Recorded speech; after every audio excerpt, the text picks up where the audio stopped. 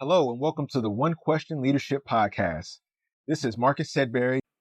I'm so thankful for the transformational experience of the NCAA Dr. Charles Whitcomb Leadership Institute. The program was one of the most challenging and rewarding leadership experiences I've ever been a part of. It gave me hands-on strategic planning and career mapping experience. It challenged me to grow personally and equipped me with tangible skills for my professional career. But most of all, it gave me a family of industry experts with shared experiences that I can lean on at any time. Always remember, be loved and be you. Enjoy the episode. Greetings, this is Ty Brown and welcome to the One Question Leadership Podcast, where we highlight executive leadership in college athletics. I'm joined by Yulander Wells. Yulander is the Deputy Athletics Director at Notre Dame. Greetings, Daniel. Thanks for joining us. Yeah, absolutely. Thanks for having me. You've been there how long now at Notre Dame? It's been 2 years now. 2 years. Yeah, Came 2 in as years. deputy. Came in as deputy. I was at Harvard University before coming to Notre Dame, and then South Florida before that, and then the University of Florida prior to that, and then I was in the private sector. Yeah. What did you do in the private sector? Man, so I worked for Angie's List. Oh, wow. Okay. Yeah, worked for Angie's List, worked for Enterprise Rent-A-Car, and when I graduated from college, I also coached basketball for 2 years. Oh, really? At my alma mater, North Central College. You worked for Enterprise right out of college, too? Yep. The management training thing Did the that management they were trying training. hiring all the athletes? Oh, man, I did all of that. I did the management training program. I did that in sales and worked in the rental car branches. I did that for about a year and a half, then transitioned into the finance and accounting staff because my background, my degree was in finance and accounting, so transitioned into that. And I was with them for 6.5 years. So it's a real thing when they talk about hiring Enterprise athletes. hiring student Do they athletes. still do that? It used to be Absolutely. commercials for it. I don't know. They still do that. Yeah. I mean, they still do that. They're a big partner of the NCAA. NCAA. I mean, I remember seeing that, thinking like, man, I don't know if I'm working at Enterprise, bro. But then you realize how many people started that and the experience you get, because it wasn't like it's just you just gonna do this. It's like we're gonna train you in different areas of. That's like an excellent program. It was a great program. I recommend it for any young person to learn how to run a business, understand sales, get yourself outside of your comfort zone. You know, I had to wear a white dress shirt with a tie every day, and I had to be clean shaved. Wow. And I think they've changed that policy on being where you couldn't have a goatee or anything anymore. Okay. So they've changed with the times on that. But yeah, it was a great program. I learned a lot there, learned how to run the rental branches, learned how to sell. Man, that's crazy. Yeah. That's what I needed actually coming. I couldn't even find a job. I graduated in 2001 Okay. out of Michigan State with 2 degrees, didn't have any experience. I ain't doing no internships and couldn't find a job anywhere. Should have went to Enterprise, That's probably bro. what I needed right off the bat. They would have gave me all the experience I need. So from there, is that when you went to Angie's List? Yeah, so I kind of worked my way up the ladder at Enterprise Rent-A-Car and became the accounting supervisor for the Enterprise Rent-A-Car group in the state of Indiana. So started in Chicago, then moved and got promoted to accounting supervisor for the state of Indiana, and then left there to go work for Angie's List as their accounting manager. Oh, man. And how long were you there? I was only there for a year and a half. What year was that? At Angie's List? Yeah. That would have been like 06, 07. I asked because how old was Angie's List at the time? It was still relatively young. Yeah, I so- was one of probably maybe 100 employees there at that time. Okay. Yeah. And then you got the bug, like I need to be back in sports? Or Well, my wife, and I give her the credit on this one, she is from Florida. Okay. And she moved up to the cold with me, living in Indianapolis. And she wanted to go back to school and do her doctoral work. And it was between IU and the University of Florida. So she picked the University of Florida. And so that kind of started the journey for me where I said, okay, if I want to make a career shift, I'll do it now. And so I happened to have my first job in intercollegiate athletics at the University of Florida as the assistant controller. Oh, so kind of business. Yep. Oh, Yep. wow. Yep. Did you have connections or you applied for it and went through the regular process? I applied for it, went through the regular process. The chief financial officer at that time, her name was Susan Parrish, and she's retired now, but she didn't start in intercollegiate athletics either. She worked in public accounting. Okay. And she liked my background, and we hit it off in the interview. The funny story about this is I went there with one suit, Yeah. Interviewed. I thought I was leaving the next day. After the interview, she was like, I want you to come back tomorrow. So I went and bought another suit that day from JCPenney's. Yeah, what you gotta do, what you gotta do. I had to do what I had to do. Wore that suit and got the job offer about 3 days later. And then that was it, man. And it started my journey at the University of Florida. What was your wife's PhD? And then did she work in that, or does she work in it? What is she? Yeah, so my wife's PhD is in health and human performance, which is what the PhD in is at the University of Florida. But she's in sport and entertainment management, just like me. So she's a professor at the University of South Florida. Oh, wow. She helped start that program. Yeah. So me and her have great conversations about theory and practice and whatnot. And so we've been having those great conversations for a long time. And we're able to bounce a lot of good ideas off of one another and have those conversations. So talking to a professor, because I went to Baylor, and when I went Baylor, the professor that was running it, he was all practical. It's like, here's the stuff we're gonna learn in class, but there's an internship at A&M. They got a career fair over up at UNT, you know what I mean? Yeah. And so it was like, yeah, let's get you these experiences and all that. And then the new regime came in, they were heavy academic. They were heavy, like, let's go do these poster boards and talk about the research we're doing. And in my mind, I'm like, somebody will get a job off of doing a poster board? What are we doing? But what they were doing was like establishing tenure for themselves so that they can be there long term. And then I helped them establish like graduate assistantships with the Football Coaches Association. And then they established, get the experience thing. So they had a strategy to it. But initially I was like, this whole academic thing, what are y'all talking about? Sports? So I wonder about your wife in terms of sport management and, teaching that. Is she heavy academic and heavy research, or what's her angle? Hey, all faculty members have to have a component of research, right? But she likes to use the term pracademic. Okay, no, right? I like that. So, and when I was at the University of South Florida, I was heavily involved with the program. I taught classes there, but also a big part of it was making sure that we were helping those young people that were coming through the program have internships within the athletic department, making sure that our student athletes could get into the sport and entertainment management program, because many of the student athletes, certainly at all these institutions, have a passion for it. And so why not get them those opportunities where they can go back to school and study it? And then we were at the great partnerships with the professional teams, but also with other entertainment properties in Tampa that allow for those students to get jobs. That's excellent. And at the end of the day, that's what it was all about, right? Does she lean on you for providing practical experience and providing some type of, real life expertise type thing? I'm sure she has a bigger network as you have. We all talk, we lean on each other, right? To talk about and make the connections with people and to support students. Big piece of it is I just have a passion for students, passion for learning. Right. And so this business gives me the ability to do all of that, not only with competition, but actually with teaching. I think that's excellent. So business, I'm gonna ask you a little bit more about family here in a little bit, but business being your background, I imagine Notre Dame brings you, the stops you made, business is probably a line that goes through everything, right? You come in as a deputy athletics director at Notre Dame for an athletic director. I think I might ask you this on an athletic director U video, for an athletic director who was super non-traditional, come in thinking way different than a lot of other athletic directors when he came on. Are you still leaning hard on that business, or now that you have that, when you decided to accept a job with the title of deputy, it expanded way beyond that? Tell me about that aspect of your career. Yeah. Well, my journey certainly started in the business operations and finance teams, but I've been fortunate enough to work for several athletic directors that gave me opportunities to work in sales, work in all the elements related to development. So my experience hits on a lot of that. So I've raised money. I've asked people to give dollars, right? I've sold tickets. I've done that. I've done corporate sponsorship pitches. And so I've been fortunate enough to have athletic directors that provided me those opportunities to experience it, right? The successes and the failures. I've been told no. Yeah. On several occasions as well.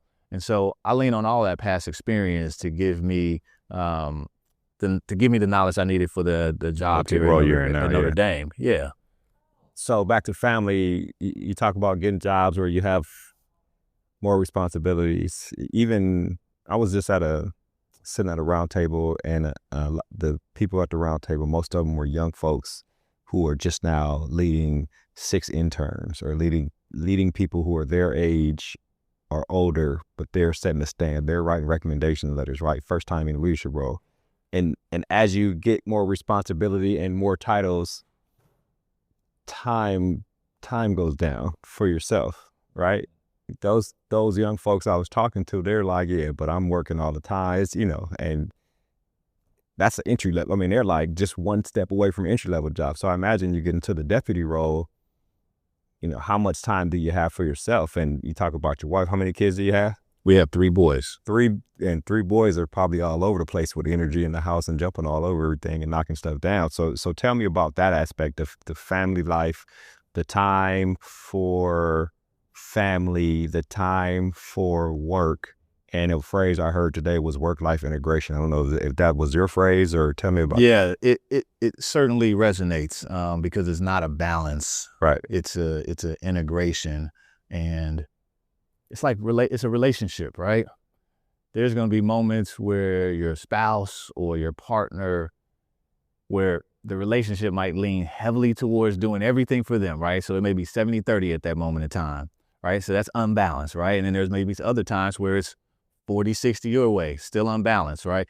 So I look at it in that same manner, that it's not a balance. It's just how do you integrate the family into everything that you're doing? And I think that's an important piece in our industry, particularly with, talent acquisition, retention, personnel.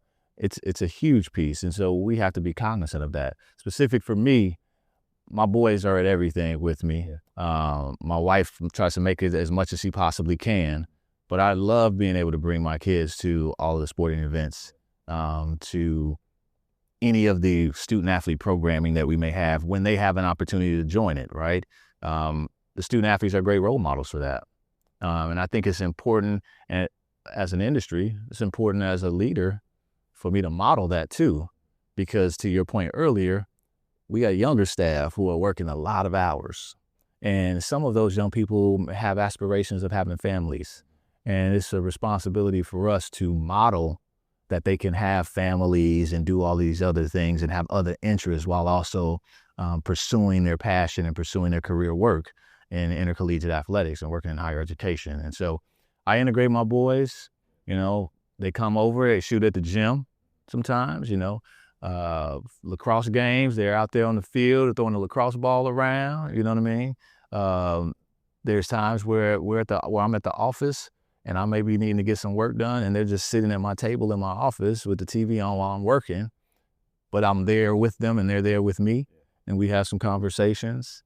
There's times where I've presented to people and I made sure the kids came so they could just see that, but I want them to see an active dad, right? And I want them to see this industry because they may have aspirations of being in this industry. Yeah. And it's a fun one. How old are they, the boys? I have 14, 11, and 8. So at what point did you start the process of integrating them in work? And I imagine that depended on where you were and who you worked for at the moment, at that time. It started immediately when I was working at the University of Florida. Okay.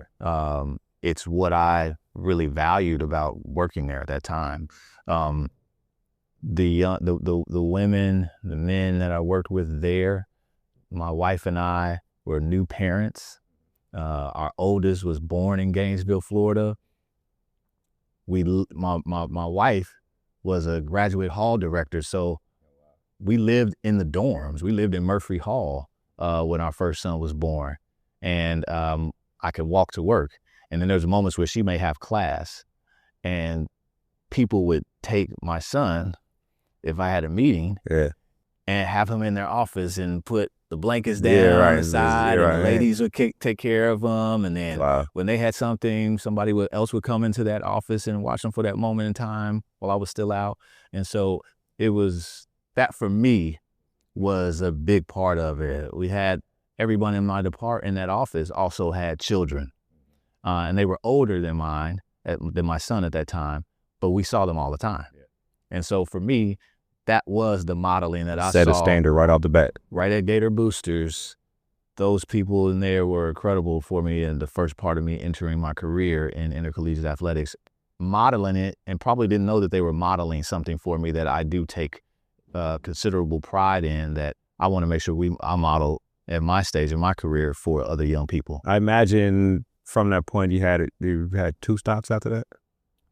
The University of South Florida, Harvard, and now Notre Dame. Yes. So I imagine when a institution when you get a call and they're interviewing you, you're also interviewing to find out like, hey, this is the standard I know, right? Family is a part of it. You probably looked for that in the stops. Absolutely. Yeah. Absolutely. I mean, at the University of South Florida, which was my second stop,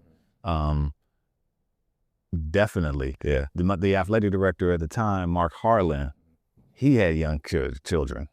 And so his kids would always be in the office, right?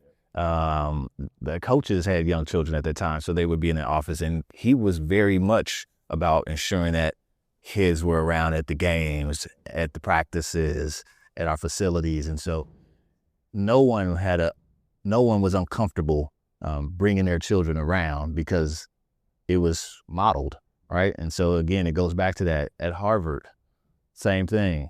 You would see people who had their children running around the campus, running around the athletic complex. It was modeled. And at Notre Dame is a very family-oriented community. Right. And we try to model that there as well, and want to have all of our young people, all of the children of families there when able to go to the games, be at practice, cheer on, right? It's a community, and that's what we should be celebrating and promoting at all times. Give me an example of a time when, you're in family time and then work shows up and you got to make the adjustment, right? Because sometimes you got to make the adjustment. Man, so the CFP selection show would be... Oh, just recently. Recently. Yeah. Just recently, that was one. I was coaching my 8-year-old's basketball team. 3 dads, and we coach them, have our practices and everything. We were at a tournament coaching. And I told the kids with like 10 minutes left in our first half, like, hey, I've got to leave because the CFP selection show is coming on and we're going to be in it. Oh, wow. I just need to see where we're seated. Well, was the team? They're all 8-year-olds. Okay, They're all 8-year-olds. So my son knows, right? He knows what's going on. And the rest of them, they're like, Notre Dame's going to be in the CFP. I'm like, yes, we're going to be in the CFP. I just don't know who we're going to play yet.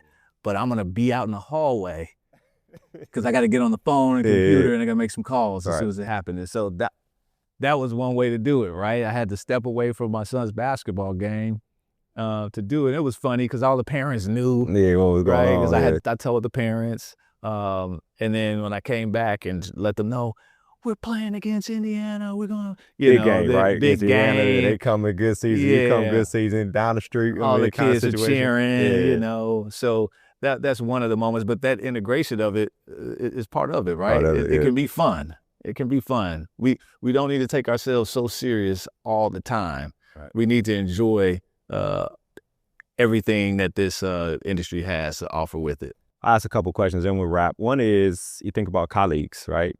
I don't have any kids, but you know, there might be people or who know you that are starting to have kids, and they're like, man, how do I do this? Like, I may not work for somebody who ain't no kids in the office, or I do.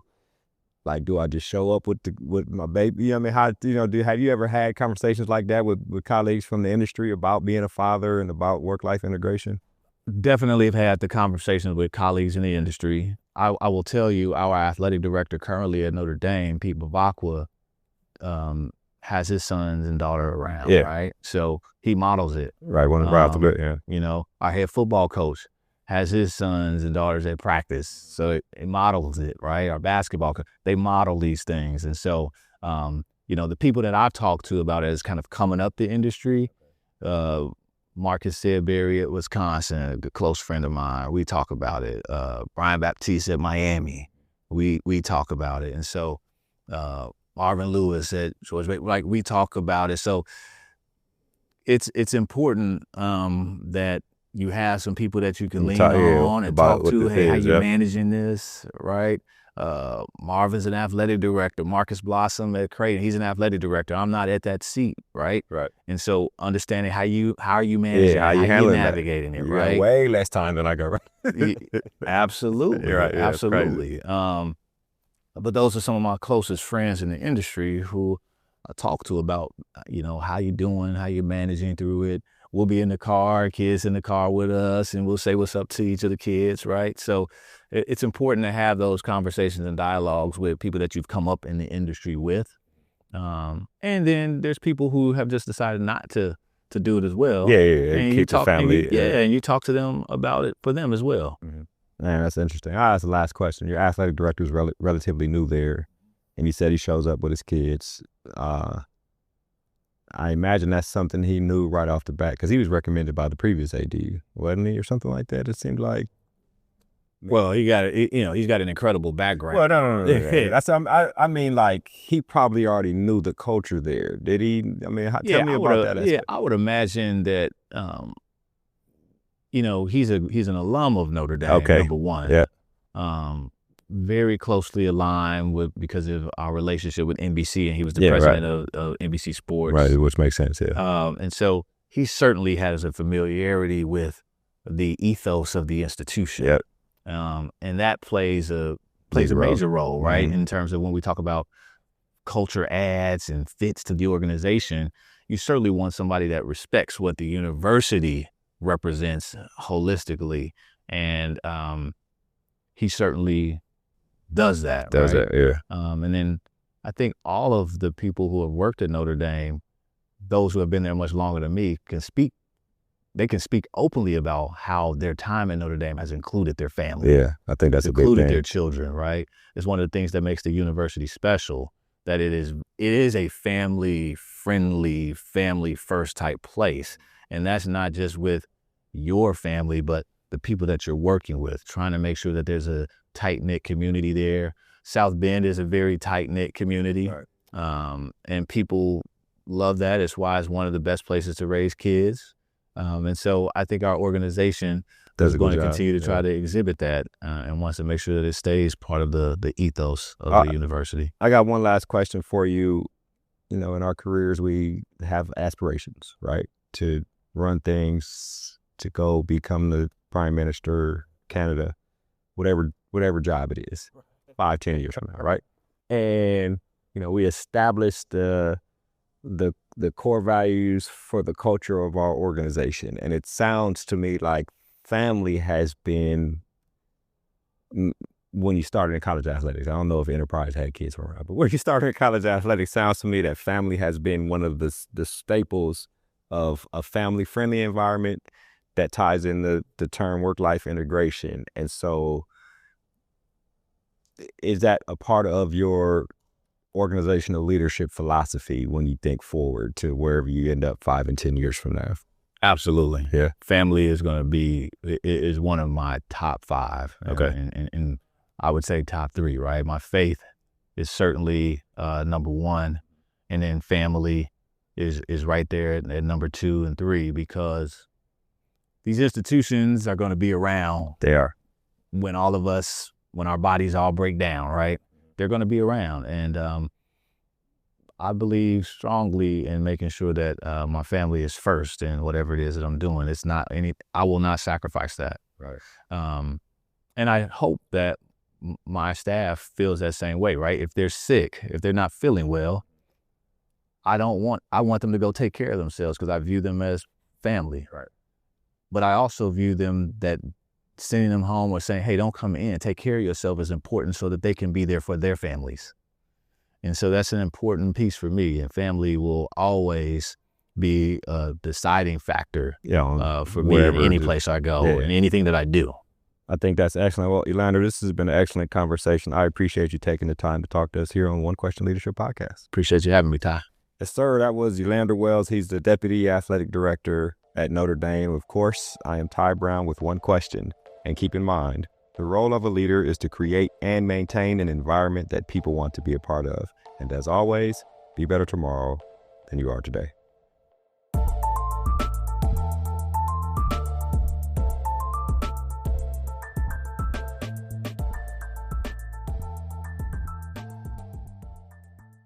This episode of the One Question Leadership Podcast is produced by Spades Media Group, solving problems using creative leadership.